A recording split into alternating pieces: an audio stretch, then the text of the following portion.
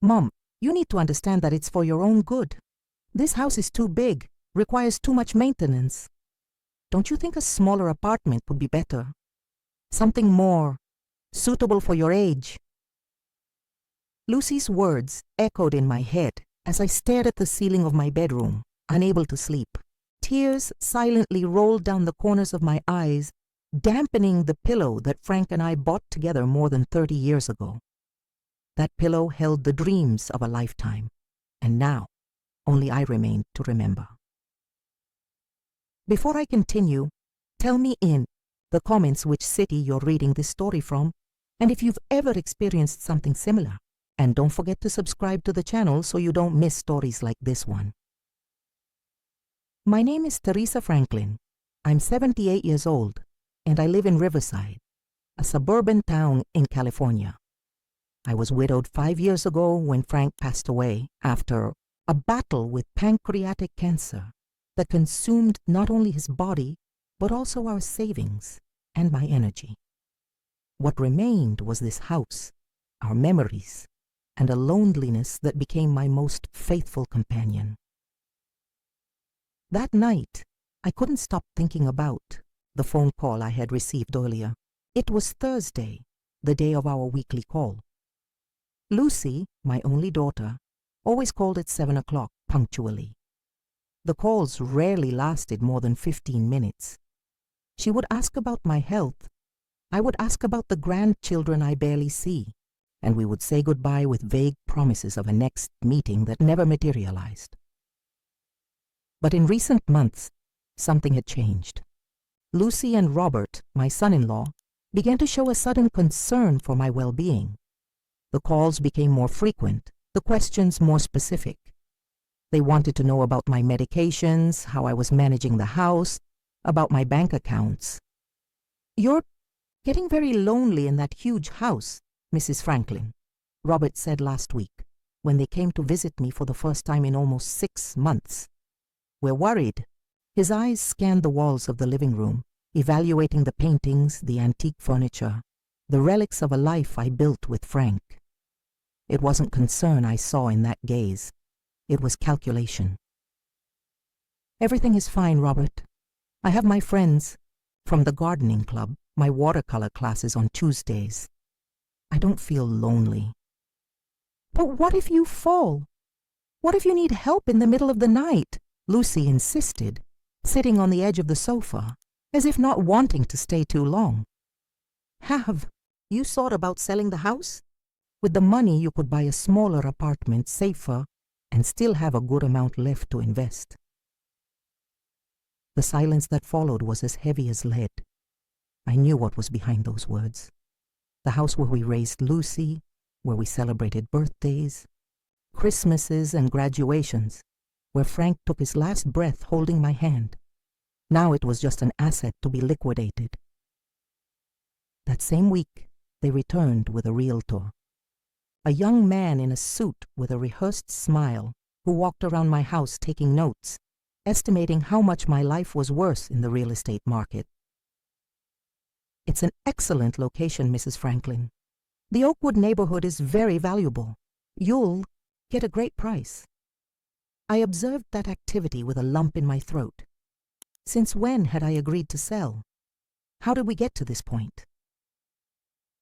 2 months later, I was signing the sale papers under the watchful eye of Lucy and Robert. I moved to a 2-bedroom apartment in a condominium they chose. "It's better this way, Mom," Lucy repeated as she helped me unpack the boxes. "Safer, more practical." The money from the sale was deposited into a joint account that Robert suggested opening to make it easier in case you need help with payments. I agreed, too exhausted to argue, too fragile to distrust my own daughter. The visits became more frequent. Lucy would show up with documents for me to sign: a new life insurance policy, a power of attorney, an amendment to the will I had made years ago with Frank. "It's to protect you from possible scams, Mom.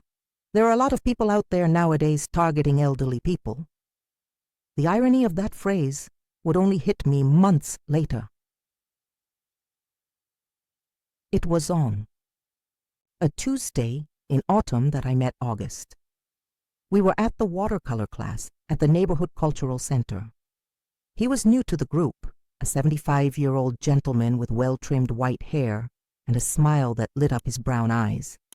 A widower like me, August had moved to Riverside to be closer to his sister. Unlike Lucy, August's sister visited him daily, genuinely concerned about his well-being. We started having coffee together after classes. He told me about his days as a history professor in Millfield. I talked about the books I was reading, about the plants I was still trying to maintain on the small terrace of the apartment. It was the first time in years that I felt truly heard. With August, I wasn't just an elderly lady who needed to be supervised. I was Teresa, with desires, opinions, history, on a particularly pleasant afternoon. August held my hand across the coffee table. His touch sent a shiver through my body, awakening sensations I believed were dormant forever. At that moment I realized there was still life in me, that I could still feel, still love. So, my next call with Lucy, I excitedly told her about August. There was silence on the other end of the line. "A boyfriend, Mom, at your age." The tone was one of incredulity, of mockery. "He's not a boyfriend, Lucy, he's a friend who makes me feel good." "You barely know this man. Have you stopped to think what he might be after? A lonely, widowed lady with money from selling her house?" Her words hit me like a slap. It was exactly what she and Robert were doing to me, but I couldn't yet clearly see their hypocrisy. In the following weeks, the pressure increased. Surprise visits during the hours I usually met with August. Comments about lonely old people falling for gold digger scams. The suggestion of a little financial help for Robert, who was going through temporary difficulties in his business. "It's just $50,000, Mom. You won't even miss it. It's to help your grandson stay in private school." 50,000, then another 30,000 for an unmissable investment opportunity. Then the suggestion to put the apartment in Lucy's name to avoid problems with probate in the future.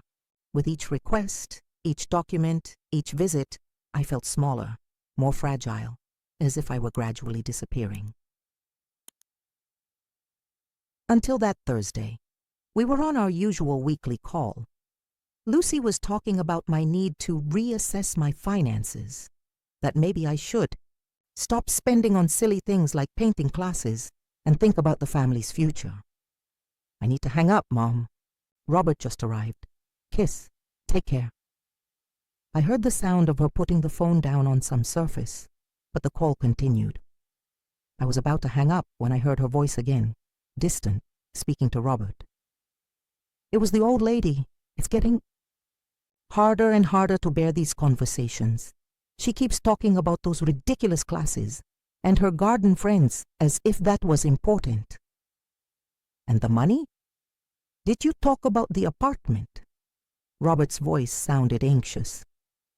"I did, but she changed the subject. She's becoming more resistant. I think that old man she met is filling her head." "We need to resolve this soon, Lou. The debts are increasing and her apartment is our only way out now." "I know. I'm thinking of suggesting a nursing home, one of those cheaper ones. We'll say it's for her to have company, but actually it's to free up the apartment so we can sell it." "Do you think she'll accept?" "It's just a matter of insisting. She always gives in. She's getting weaker, more naive. Just keep telling her it's for her own good." A cold laugh followed. The sound pierced me like a blade. "And that old man?" asked Robert. "August. I already have a plan for him, too. I'll say we discovered some things about his past, that he has other little old ladies he visits, that will end any chance of romance." My heart seemed to have stopped. My breath caught in my throat. My hands were shaking so much I almost dropped the phone. "Well, the important thing is to ensure that apartment and what's left of the house, money comes to us. After all, we're her family. We have the right." Exactly. She's already lived her life. Now it's our turn. The call continued for a few more minutes. I heard plans, calculations, strategies. I heard my daughter and my son-in-law planning how to strip me of everything I still owned, how to reduce me to a burden to be managed at the lowest possible cost. When the call finally dropped, I remained motionless, the phone still in my hand, silent tears streaming down my face. My own daughter, my own blood. That night, lying in bed, I relived every moment of the past few months. Each suggestion, each document, each concerned visit. It all made sense now. It wasn't love. It was greed. The voice of my older sister, Julie, echoed in my memory. Teresa, pay attention to what that girl is doing. Don't put your life in her hands. I had ignored the warnings, convinced that Lucy, despite the distance, was still the little girl I had raised with so much love. What a fool I was. And you, what would you do if you discovered that your own family was just waiting for you to exit the stage to take possession of what is yours? Staring at the ceiling of that apartment I hadn't even chosen, I made a decision. Tomorrow would be different. Tomorrow, Teresa Franklin would exist again. I didn't sleep that night. The words I heard hammered in my head non-stop. She's getting weaker, more naive. It's just a matter of insisting. She's already lived her life. Now it's our turn. I sat in the armchair by the window and watched the sky slowly lighten. The first morning lights in Riverside found me different. Something inside me had awakened, a strength I didn't know still existed, a determination born of pain and betrayal. Before 7 in the morning, I was already dressed. I chose my most elegant outfit, a navy blue suit that Frank said matched my eyes. I carefully applied makeup, combed my white hair, and put on the pearl earrings I received on our silver wedding anniversary. It wasn't vanity. It was armor.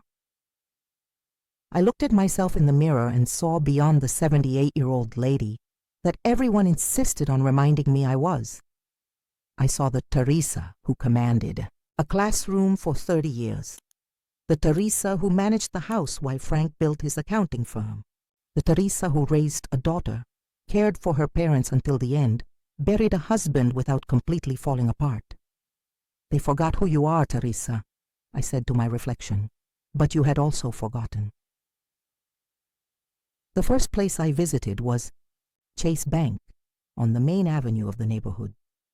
The manager, Marcy, was a former student of mine. She remembered me from English classes at St. Mary's School, where I taught for decades. Her face lit up when she saw me walk through the door, but quickly transformed into concern when I asked to speak privately. Mrs. Franklin, what happened? Are you okay? I will be now, Marcy. I need your help to resolve a delicate situation. Her office, I explained what had happened. The joint account with Lucy and Robert. The transfers they made without properly consulting me. The power of attorney I signed, thinking I was protecting my interests, when in fact I was handing over control of my life. This is very serious, Mrs. Franklin. Marcy frowned while consulting my data in the system. They withdrew almost $200,000 in the last 3 months. The number hit me like a punch to the stomach. $200,000, a large part of what I had received from the sale of my house. I want to cancel this joint account. I want to block any access they have to my finances, and I want to know exactly how much I have left. Marcy worked quickly, her fingers flying over the keyboard as she explained each procedure. Cancellation of additional cards that I didn't even know had been issued. Revocation of the bank power of attorney. Opening a new account, exclusively in my name. You'll need a lawyer to formally revoke the broader power of attorney you granted them, Marcy explained.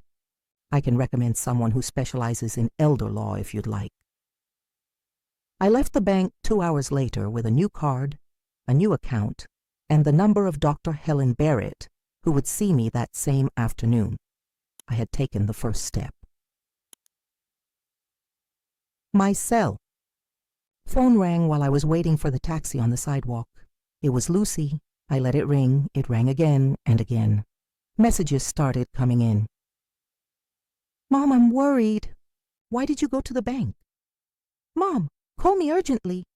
What's happening? The account manager called saying you canceled everything. Our account, as if the money that remained from a lifetime of work by me and Frank belonged to her.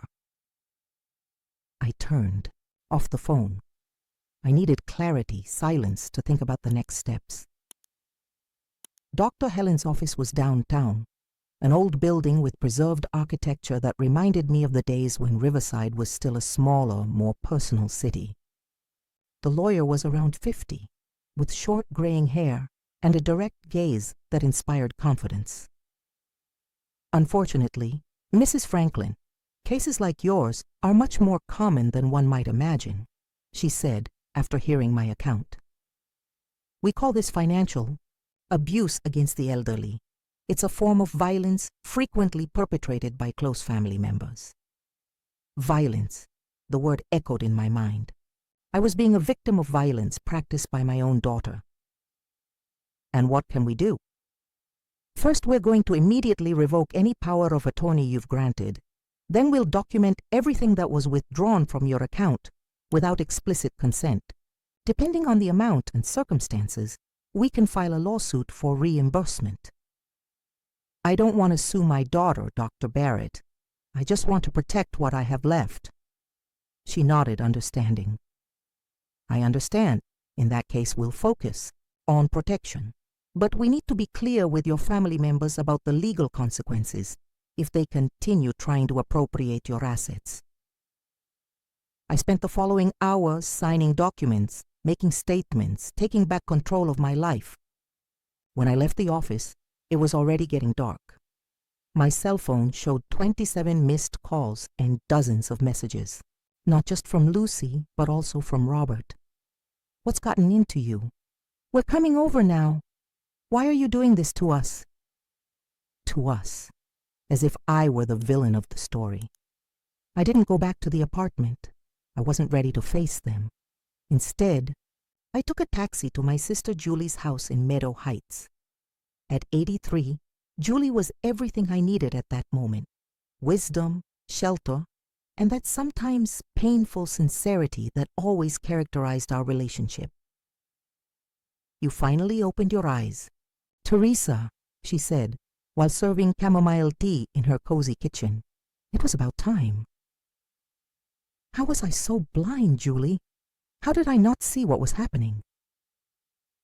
Because you always saw the best in people, especially in that girl. Julie had never called Lucy by name since she stopped visiting her grandparents in the nursing home. And because you became vulnerable after Frank passed. Loneliness makes us accept crumbs of attention, even when they come at too high a price. I cried on my sister's shoulder as I hadn't cried in years. Not just for the lost money or the betrayal, but for all the shattered illusions, for the daughter's love I believed was unconditional, and which revealed itself to be so conditioned on interests. And now, I asked between sobs, where do I go? What do I do? Julie held my hands in hers, the gnarled fingers marked by arthritis but still strong. You start over, Teresa, like we've always done, one day at a time, one step at a time. I slept in the guest room at Julie's house. In the morning, I called August. His voice on the phone was a balm. Teresa, I was worried. You didn't show up for class yesterday. I told him what had happened, the discovery, the measures I had taken. His indignation was genuine, his concern sincere. Can I help in any way? You can, August. Can you meet me this afternoon? I need to go back to the apartment to get some things, and I don't want to go alone. I'll be there at whatever time you say. And he was.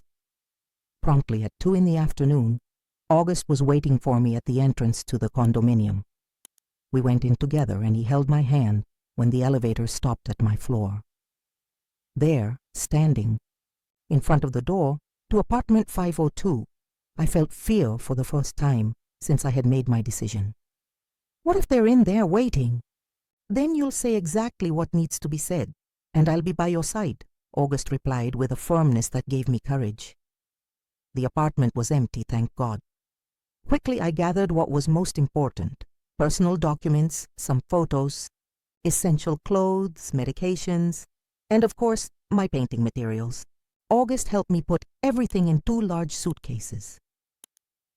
When we were about to leave, the door opened. Lucy entered like a hurricane, Robert right behind her. Their eyes widened at the sight of the suitcases, at the sight of August. "Mom, what does this mean? We've been calling you for 2 days." Her voice oscillated between anger and a false concern that I could now clearly identify. "I'm leaving, Lucy." "What do you mean leaving? Where to? With him?" She pointed to August with disdain. "Have you lost your mind?" "No, Lucy. For the first time in a long time, I'm thinking clearly." Robert stepped forward, trying to take control of the situation. "Mrs. Franklin, we need to talk calmly. You're acting on impulse. You canceled the accounts, blocked our access." "Your access to my money, you mean?" I corrected, feeling a strength growing inside me. "There's nothing for us to talk about, Robert. I heard everything on that Thursday call. You forgot to hang up the phone." The blood drained from Lucy's face. Robert swallowed hard. "Mom, I don't know what you're talking about." Lucy tried, her voice now trembling. "She's getting weaker, more naive. It's just a matter of insisting." I quoted her exact words. "She's already lived her life. Now it's our turn. Remember that, daughter?" The silence that followed was deafening. Tears began to stream down Lucy's face, but I was no longer moved by them. How many times had those same tears been used to manipulate me? "You don't understand. We're having financial problems. We needed help," Robert began. "Then you should have asked for help honestly, not planned to put me in a cheap nursing home to sell my apartment." My voice no longer trembled. It was calm, firm, like in the days when I commanded a class of restless teenagers. "I'm leaving here today. Your next contacts will be with my lawyer, Dr. Helen Barrett. She's already aware of everything." "Lawyer? You hired a lawyer against us." Lucy's voice went up an octave, incredulous. "Not against you, Lucy, in favor of myself, something I should have done a long time ago." August picked up the suitcases and took a step toward the door. I followed him, stopping only for a moment, in front of Lucy. "You know what hurts the most? It's not the money you took. It's knowing that while I was counting the days to receive a call from you, to hear your voice for 15 minutes a week, you were counting the days until I wasn't here anymore so you could have what's mine." "Mom, it's not like that." She tried. Her voice choked. "It's exactly like that, Lucy. But now it's over. You're no longer my power of attorney. You no longer have access to my accounts. And you won't decide where and how I'll live the rest of my days." Robert advanced, partially blocking the door. "You can't just leave like this." August stepped forward, his presence silent but imposing. "Actually, she can, and she will. Now please, step aside." Something in his tone, in the firmness of his gaze, made Robert back off. We passed by them and entered the elevator. When the doors closed, I felt as if an enormous weight had been lifted from my shoulders. I took a deep breath for the first time in months. "Where do we go now?" asked August, holding my hand. "To start a new life." "And you? Have you ever felt that you needed to start all over again, even when it seemed too late?" In the weeks that followed, I restructured my life piece by piece. With Dr. Helen's help, I rewrote my will, creating a trust for my 2 grandchildren that they could only access when they turned 25. without interference from their parents. The rest of my assets would go to a foundation supporting elderly victims of financial abuse. With what was left of the money from the sale of the house, I rented a small apartment in the same senior living community where August lived, Evergreen Residences, in the south zone of Riverside. A place where we had independence, but also support when needed, social activities, and most importantly, a community. Lucy tried to contact me countless times. Calls, messages, emails, all ignored. Robert showed up at the residence once, but was barred at the gate according to my instructions. "Don't you think you're being too harsh?" August asked me one afternoon as we painted side by side in the community studio of the residence. "After all, she's your daughter." I stopped painting and observed the canvas in front of me. It was a landscape of Pine Hill, where Frank and I used to have picnics when we were young, a place of happy memories, of promises, of true love. "Being a mother doesn't mean being foolish, August. Love can't be an excuse for abuse. If I allow them back into their lives as if nothing had happened, what lesson would I be giving? That they can mistreat me, disrespect me, try to rob me, and yet I'll still be there, with open arms." He nodded, understanding. "It's not about revenge," I continued. "It's about boundaries, about dignity, about showing them, and especially myself, that I have value beyond what I can provide financially." That night, lying in my new bed, in my new home, I thought about everything that had happened in the last few months. The pain was still there, probably always would be, but there was also a sense of liberation, of self-discovery. At 78, I was learning who I really was, not just a mother, not just a widow, not just an elderly lady waiting for the end. I was Teresa Franklin, whole, complex, strong enough to start over. The phone beside the bed rang. It was Lucy again. This time, I decided to answer. "Hello." Silence. On the other end, then Lucy's hesitant voice. "Mom, you answered." "Yes, Lucy," I answered. We need to talk. In person. Can I come over tomorrow?" I closed my eyes, feeling my heart race. Was I ready for this meeting? To look into my daughter's eyes after everything I discovered? "You can come at 3 in the afternoon, in the residence reception, not in my apartment." "Okay, Mom. Thank you for answering."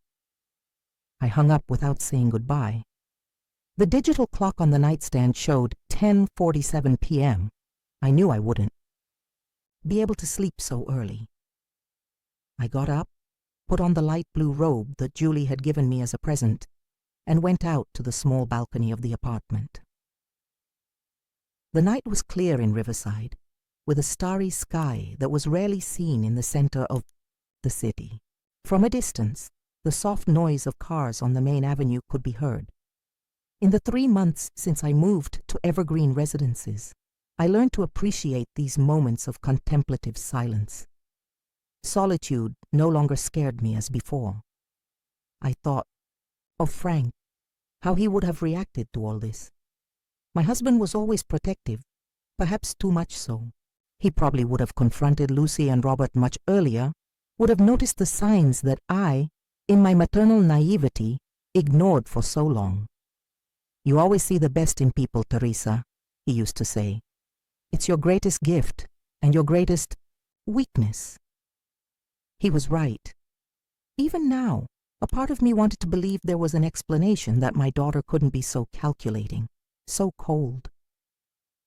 I went back inside when the night air got chilly. In the small office I had improvised in the second bedroom, I picked up one of the journals I began to write since the move. Dr. Helen had suggested that I document everything, not just for possible legal issues, but as part of my healing process. June 7th, 2023. Today marks exactly 3 months since I heard that phone conversation. 3 months since I decided to take my life back. Lucy called. She's coming tomorrow. I'm afraid of what I feel. It's not anger, not even hurt. It's indifference. It's as if something fundamental had broken, something that not all the mother's love in the world can repair. I fell asleep on the office sofa, the journal still open on my lap. I dreamed of the old house, with Frank sitting on the porch, with Lucy as a child running through the yard. Images of a happiness that now seemed to have belonged to someone else in another life. I woke up to gentle knocks on the door. It was August, bringing coffee and fresh cheese rolls from the neighborhood bakery. In the past few months, we had established this routine of having breakfast together on Fridays. It wasn't a relationship in the conventional sense. It was something quieter, more mature, a companionship that didn't demand definitions. "Did you sleep well?" he asked, noticing my dark circles. "Not really. Lucy called yesterday. She's coming to see me this afternoon." August put the coffee cup on the table and sat next to me on the sofa. "How do you feel?" Confused. Part of me wants to scream at her, demand explanations. Another part just wants to understand how we got to this point. And another part still loves her, because she's your daughter, he completed with the sensitivity that had won me over from the beginning. I nodded, feeling the tears forming. August held my hand in his, without saying anything else. Sometimes understanding silence is worth more than 1,000 words of consolation. I spent the morning in the watercolor class in the community hall, trying to focus on the colors, the shapes, on anything other than the impending meeting. After lunch, I carefully chose what to wear. A simple but elegant dress in an emerald green tone, the same pearl earrings I had worn on the day I decided to change my life. It wasn't vanity, it was armor. At 3 o'clock sharp, the internal phone rang. The receptionist, Mrs. Martha, announced that my daughter had arrived. I went down by the elevator, taking deep breaths at each floor. In the entrance hall, I saw Lucy sitting on one of the sofas. She was thinner, her face tired, without the usual haughtiness. When she saw me, she quickly stood up. She hesitated, as if not knowing whether to hug me or keep her distance. She opted for a middle ground, an air kiss, close to my cheek. "Thank you for receiving me, Mom." "Let's go to the garden," I replied, indicating the exit to the external area of the residence. "It's more private for us to talk." The Garden of Evergreen was one of my favorite places in the complex. Well-maintained with seasonal flower beds, comfortable benches under leafy trees, and a small fountain in the center. I chose a more secluded bench, protected by the shade of a maple tree still without its characteristic leaves. We sat side by side, a deliberate space between us. Lucy nervously fidgeted with the strap of the expensive purse she was carrying. A gift from Robert for their wedding anniversary, I remembered. "I'm listening," I said, when the silence extended too long. "Mom, we..." She took a deep breath, like someone rehearsing a speech. I think there was a big misunderstanding. I raised my eyebrows, incredulous. "Misunderstanding?" "Lucy, I heard every word you and Robert said that night." "You didn't understand the context," she tried, her voice now firmer. "Robert was going through a difficult phase in business. We were desperate. We said things we shouldn't have, but we never intended to. To put me in a cheap nursing home to sell my apartment," I interrupted, keeping my voice low but incisive. "To say I was getting weaker, more naive. To plan lies about August. To keep me away from him." Her cheeks flushed. From shame or anger, I couldn't tell. "Mom, things aren't that simple. You don't know how difficult it is nowadays, with the economy the way it is, with the cost of living in Riverside." "No, Lucy. Don't use the economy as an excuse to try to appropriate what your father and I built over 50 years of honest work." "We weren't trying to appropriate." Her voice rose. attracting glances from an elderly couple passing nearby. "We were trying to help manage, so you wouldn't be deceived by people like this August." It was as if she had touched an open wound. The disparaging mention of August made me straighten my posture, the indignation growing inside me. "August is the most honest, most dignified person I've met since your father passed. He has never asked me for a penny, never questioned my decisions, never made me feel incapable or senile." "You barely know him," Lucy insisted. "And do you think I know you better?" I retorted, feeling a deep sadness invade me. "My own daughter, who wouldn't visit me for months on end until she discovered I had sold the house, who suddenly became so concerned about my well-being when she learned of the sale value." Lucy lowered her head, the silence more revealing than any word. "Robert lost a lot of money in an investment that went wrong," she finally said, her voice almost a whisper. "We were about to lose the house, the car. The boys were going to have to leave private school. When we learned about the sale of your house, it seemed like a solution." "And you didn't think to simply ask me for help, explain the situation? Trust that I, as a mother, would do everything possible to help my grandchildren?" Robert's pride. He didn't want you to know he had failed. So his pride was worth more than my dignity, I questioned, feeling the weight of that revelation. It was worth trying to manipulate me, make me doubt my abilities, keep me away from people who were good for me. She didn't answer. A tear rolled down her face, leaving a trail of dark mascara on her cheek. "What do you want from me now?" she finally asked. "Do you want me to beg for forgiveness? To return the money?" "We can't return it, Mom. It was all used to pay debts." I felt an immense tiredness invade me. It wasn't the physical tiredness of my 78 years, but a tiredness of the soul, an emotional wear that no rest could cure. "What I want, Lucy, is for you to understand what you did, to realize how much you hurt me, not just for the money, but for the betrayal, for having seen me not as your mother, but as a resource to be exploited." "It wasn't like that, Mom." "It was exactly like that. And until you admit that, until you take responsibility for your actions, I don't see how we can rebuild any kind of relationship." We sat in silence, the sound of the small fountain in the center of the garden filling the void between us, a void that seemed insurmountable. "And if I admit it?" she asked after long minutes. "If I say that, yes, we manipulated you, that we took advantage of your trust, what changes?" "It changes that it would be an honest first step between us in a very long time." Lucy took a deep breath, like someone preparing to dive into unknown waters. "Yes, Mom, we manipulated you. We took advantage of your loneliness after Dad's death, of your trust in us. It wasn't planned from the beginning, but when we saw the opportunity," she swallowed hard. "When the debts started to pile up, it seemed like the easiest way out. And yes, we said all those horrible things on the phone." The words hung between us, heavy, definitive. That admission brought no joy, not even relief. Just the painful confirmation of a truth I already knew. "Thank you for the honesty," I said after a moment. "It's a start. Does that mean you forgive me?"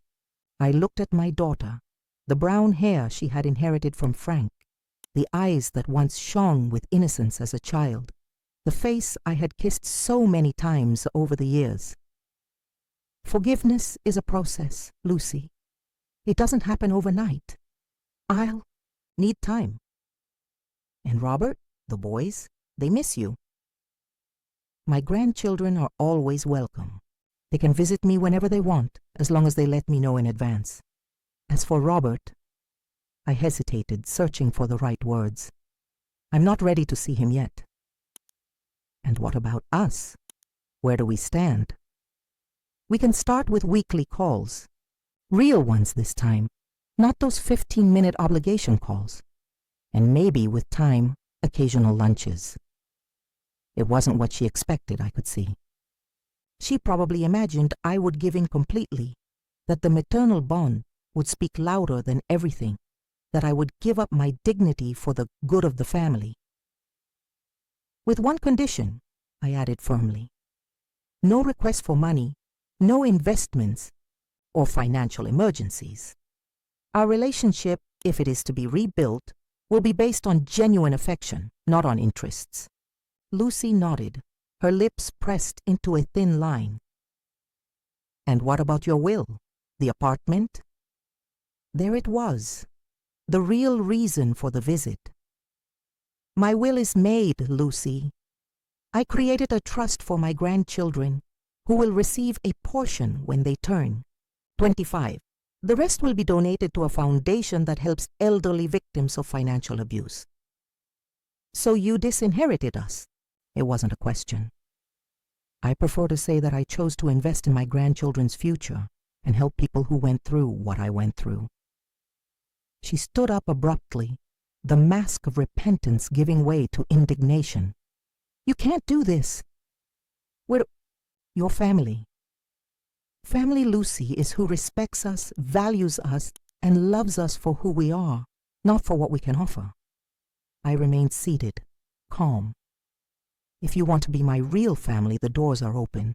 But on my terms now. She grabbed her purse with abrupt movements, her face contorted in a mixture of anger and frustration. You'll regret this. You'll be alone with this old man you barely know, while your real relatives suffer. I'm not alone, daughter. I have August, I have my sister Julie, I have new friends here at the residence. I have the painting classes, the book club, the mornings in the community garden. I have a full life with people who value me for who I am, not for what I have. She stared at me for a long moment as if seeing a stranger in front of her. Perhaps that was indeed the case. The Teresa, her daughter, knew, submissive, insecure, manipulable, had been left behind 3 months ago, along with that fateful call. Goodbye, Mom, she finally said, turning to leave. See you soon, daughter, I corrected.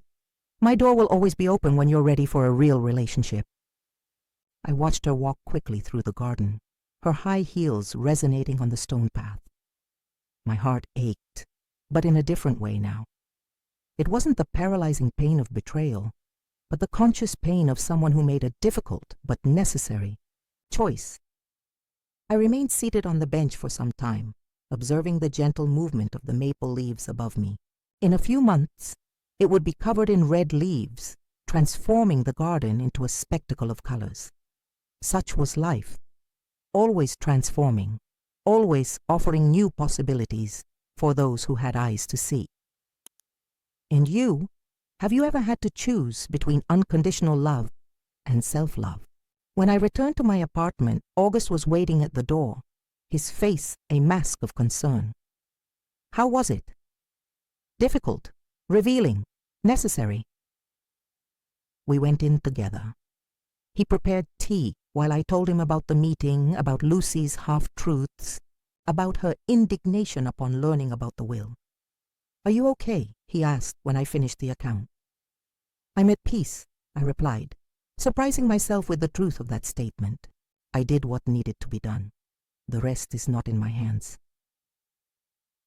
That night, August and I had dinner on the small balcony, watching the city lights turn on one by one. We talked about everything and nothing, books we had read, places we would like to visit, memories of simpler times. We didn't mention Lucy or Robert again. That moment was ours, just ours. 6 months passed since that meeting in the garden. Lucy called a few times, brief and superficial conversations. My grandchildren came to visit twice, brought by a neighbor at their mother's request. They were happy encounters, but with a shadow of estrangement, as if they had been instructed about what to say, what to ask. Julie, my sister, moved to the apartment next to mine in the residence. I'm tired of being alone in that huge house, she said, but I know the real reason was to be close to me, to support me in this new phase. As for August and me, our relationship evolved naturally. We didn't get married. At this point in life, why complicate things with paperwork, he joked. But we shared our lives, our afternoons, our nights. A serene, mature love without demands or expectations beyond companionship and mutual respect. Began teaching painting to underprivileged children through a social project from the City Hall. Seeing those little faces light up in front of a blank canvas, watching them discover the power of colors and shapes, gave me a joy I hadn't felt in a long time. In one of these classes, a girl of about 8, Gabriella, asked me why I smiled so much while painting. Because each brushstroke is a new chance, Gabriella, I replied. Each color we choose to change, each line we decide to redo, is a new beginning. And life is made of new beginnings. On the night of my 79th birthday, sitting in the living room of my small apartment, surrounded by August, Julie, and new friends from the residence, I realized that the accidental revelation that call my daughter forgot to hang up was the most painful and most valuable gift I had ever received. It took hearing the cruelest truths to find the courage to live the most authentic life. It took losing what I thought was family to discover what truly means to belong. And now at 79, I finally belong to myself. Thank you for making it to the end. If this story touched you in any way, like and share it with someone who needs to hear this.